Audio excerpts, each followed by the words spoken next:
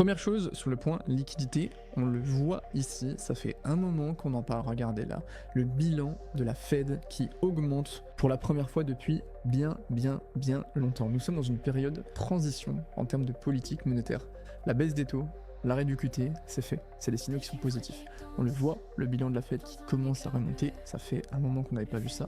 C'est positif parce que c'est de la liquidité. Pour l'instant, il n'y a aucun signe de QE de la part de la Fed, mais on l'a vu à la dernière vidéo, c'est loin d'être la seule façon de stimuler la liquidité. Il y a plusieurs mécanismes qui sont utilisés par la Fed et par le gouvernement pour injecter de l'argent. Il y a le QE classique, la Fed, la Banque Centrale Américaine qui rachète des actifs, mais ce qui a drivé la liquidité ces dernières années et qui va continuer de le faire, c'est ce qu'on appelle le note QE.